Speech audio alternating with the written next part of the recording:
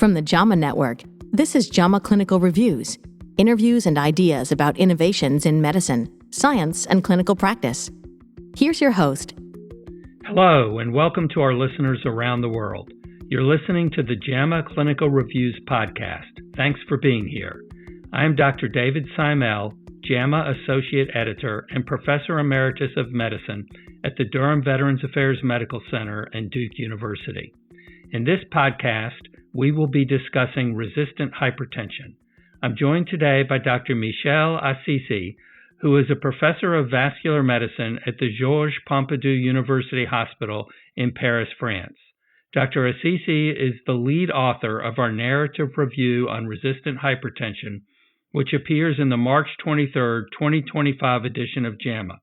Dr. Azizi, thank you for joining us today. Thank you for the opportunity to discuss this important matter today. Well, let's talk about a patient under treatment for hypertension with an office systolic blood pressure of, say, 130 millimeters of mercury or greater, or a diastolic pressure of 80 millimeters or greater. When do they have apparent resistant hypertension? They have apparent resistant hypertension when they have this level of blood pressure which is uncontrolled, the level you mentioned, despite treatment with 3 antihypertensive medications from different classes at maximally tolerated doses, including a diuretic. Ideally, and this is the AHA recommendation, this 3-drug regimen should include an ACE inhibitor or an ARB, a calcium channel blocker, and a thiazide-type diuretic. What is important to know is that in this patient, even small reductions in blood pressure, 2 to 5 millimeters of mercury, can significantly reduce cardiovascular risk. Well, let's say they are on those 3 medications, or rather a medication from each of those 3 classes. Does that mean they have true resistant hypertension? No, that doesn't mean immediately that they have true resistant hypertension. And before labeling a patient as truly resistant, we should confirm that the resistance to treatment is real. And the important step is to rule out 3 common causes of apparent resistance: white coat hypertension, medication non-adherence, and secondary hypertension. Actually, white coat hypertension is quite common, occurring in about 30 to 40% of patients with apparent resistant hypertension. And this white coat phenomenon refers to a situation where blood pressure is elevated in the office, but normal outside the office. That's why the first step when we are facing a patient with resistant hypertension is to perform an out-of-office blood pressure measurement. This is essential, either using home monitoring or 24-hour ambulatory blood pressure monitoring. And if out-of-office blood pressure is normal, the patient has most likely white coat hypertension rather than true resistant hypertension. If we focus on how to measure correctly home blood pressure, patients should be trained by either the clinician or nurse on how to correctly use a validated automated device with the correct cuff size. Well, how should we measure the blood pressure at home? This patient should measure blood pressure twice daily for at least 3 days, and if possible for 1 week, after 5 minutes of rest, recording 2 readings 1 minute apart. And when we use home blood pressure monitoring, resistant hypertension is defined as an average of all recorded blood pressure above 130 millimeters of mercury or greater for systolic blood pressure, or 80 millimeters of mercury or greater for diastolic blood pressure. If we consider ambulatory blood pressure monitoring, it's slightly different. It provides reading every 15 to 30 minutes during the day and every 30 to 60 minutes at night. On 24-hour ambulatory blood pressure monitoring, resistant hypertension is defined as an average systolic blood pressure of 125 millimeters of mercury or greater, or diastolic blood pressure of 75 millimeters of mercury or greater. So how do we check whether the patient is adherent to our regimen after we've ruled out white coat hypertension? This is a critical step in evaluating patients with resistant hypertension. It is truly very important, and clinicians should take time to verify treatment adherence. And in practice, this begins with just a non-judgmental conversation with the patient, whether they can take easily their medication, did they forget, did they stop, are they making weekend holidays? So the clinician should also verify if there are barriers that may interfere with adherence to treatment, such as medication side effects, cost, too complex medication regimen, or cognitive and psychological factors. Another way also to check is reviewing pharmacy refill records, which can provide indirect evidence of whether medication are being taken regularly. And in some very selected cases, we can measure drug or metabolite levels in specialized laboratories in blood or in urine.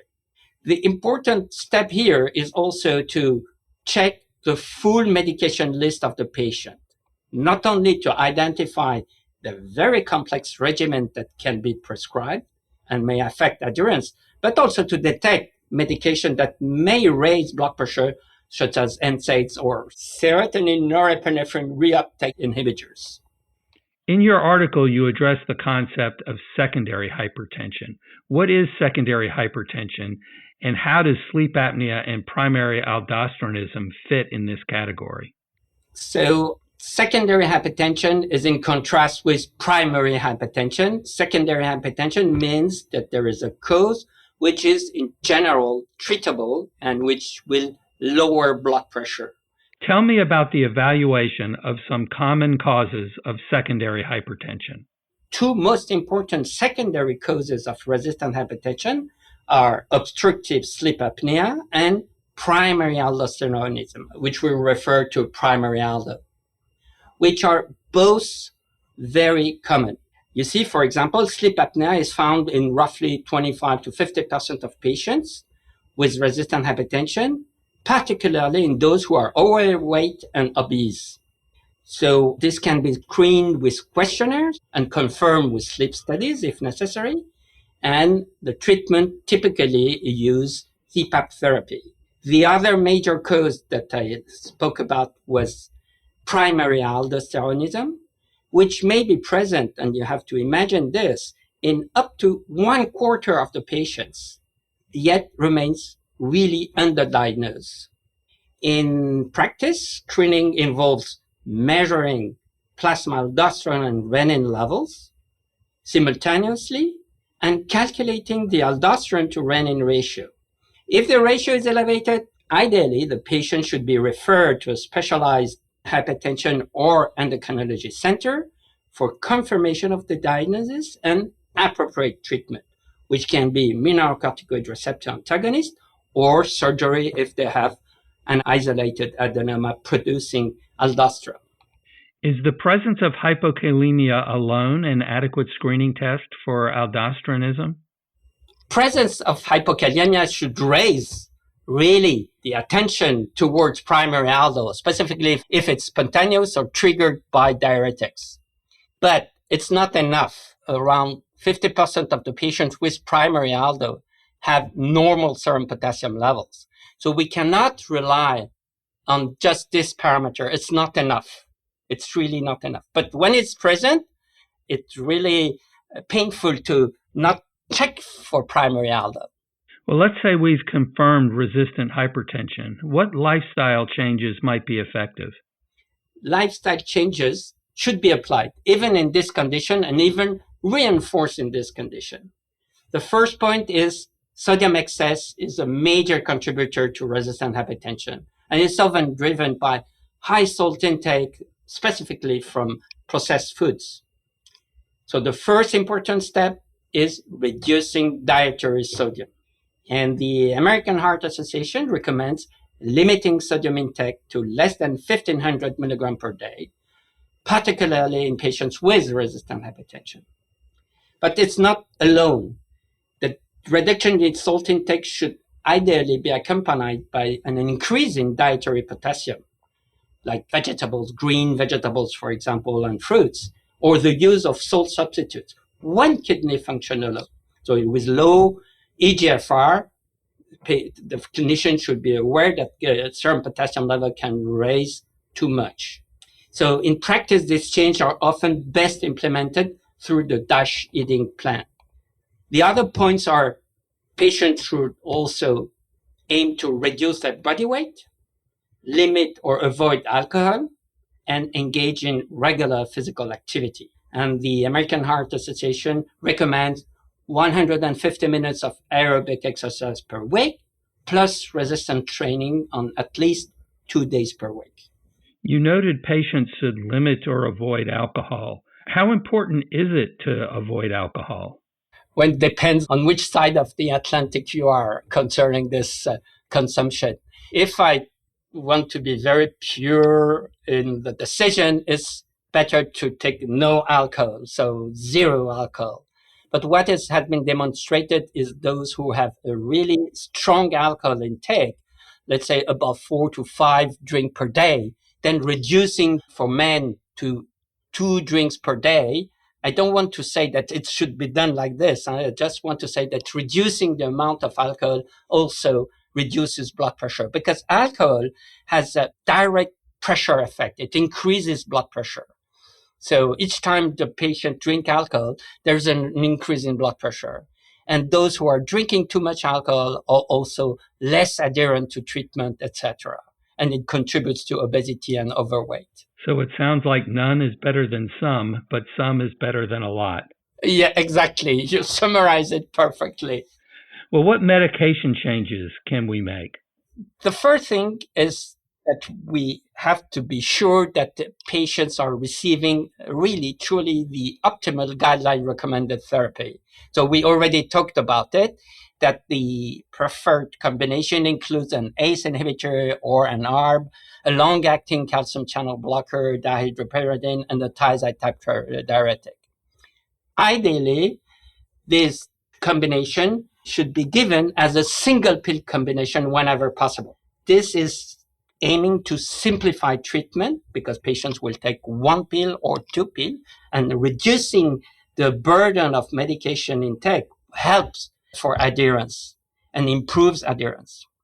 The second point is concerning diuretic therapy.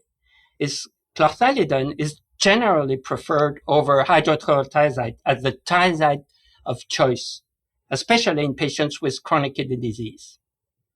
The next step, if blood pressure remains uncontrolled, is typically to add the mineralocorticoid receptor antagonist spironolactone at a dose of 25 to 50 milligrams per day, provided kidney function and potassium levels are low. But you know that spironolactone can be hard to be tolerated. So if it's not tolerated, eplerenone, another mineralocorticoid receptor antagonist without the sexual side effects of spironolactone, or amiloride can be considered. We also have additional options, either as alternative to spironolactone or as add-on therapy if blood pressure still remains uncontrolled.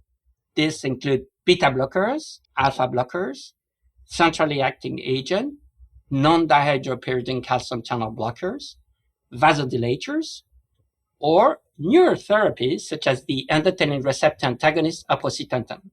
When a patient with resistant hypertension actually gets in control, the eGFR might decrease. And you noted that patients with a 30% or greater change in the eGFR might have renal artery disease.